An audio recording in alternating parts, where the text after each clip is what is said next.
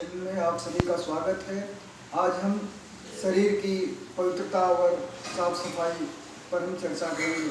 आज के समय में किसी तत्व की सबसे बड़ी कमी है, वह पवित्रता है और सफाई है। तो इस दिन पर हम आज चर्चा करेंगे।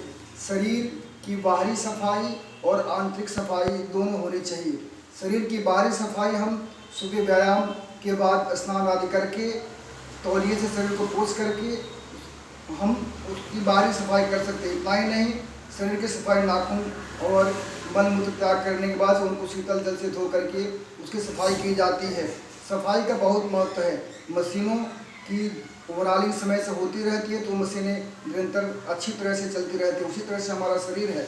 हमारे शरीर की बाहरी सफाई तो ऐसे हो जाती है, लेकिन आंतरिक सफाई भी करना बहुत आवश्यक है। आंतरिक सफाई के लिए ऋषि मुनियों ने उपवास का उदाहरण दिया है। उपवास हमें धर्म के अंतर्गत जोड़ा गया है। उपवास धर्म के अंतर्गत आता है। तो हमारे शरीर में भोजन करने के बाद से पाचन क्रियाएं चलती रहती हैं।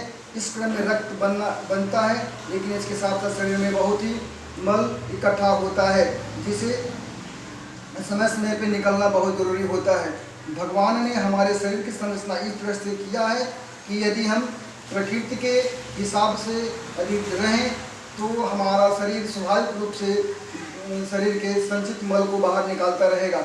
लेकिन इस युग में लोग अपने हिसाब से रह रहे हैं, प्रकृति के हिसाब से नहीं रह रहे हैं। लोग एक बार भोजन करने के जगह पर लोग 3 बार 4 बार 5 बार भोजन करते रह रहे हैं। इस तरह से उधर पर दबाव पड़ रहा है और शरीर में हानिकारक पदार्थों की वृद्धि होती चली जा रही है। इसी हानिकारक पदार्थों को निकालने के लिए उपवास की विधि बताई गई है। जिस दिन उपवास करते हैं उस दिन भोजन नहीं करते हैं, तो उस दिन शरीर की जो ऊर्जा है काम करती है, जो संचित मल रहता है, अवशेष रहता है, उस पर काम करती है और वह आसानी से बाहर निकल जाता है और मेरा शरीर ठीक से साफ हो जाता है। उसके बाद से हम पेट के रोगों से हमको मुक्ति मिलती है। इसी तरह से हमें 15 दिन पर या 7 दिन पर शरीर को उपवास रखना चाहिए। शरीर उपवास रहेगा तो शरीर स्वस्थ रहेगा।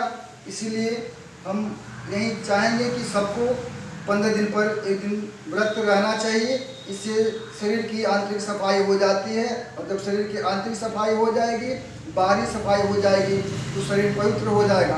और जब मानसिक पवित्रता और शारीरिक पवित्रता होती है, तो हर विषय में मनुष्य के प्रति, मनुष्य का हर विषय और कार्य के प्रति अच्छे पवित्र भाव उत्पन्न होते हैं। अतः पवित्र जीवन के लिए शारीरिक पवित्रता और मानसिक पवित्रता दोनों जरूरी है।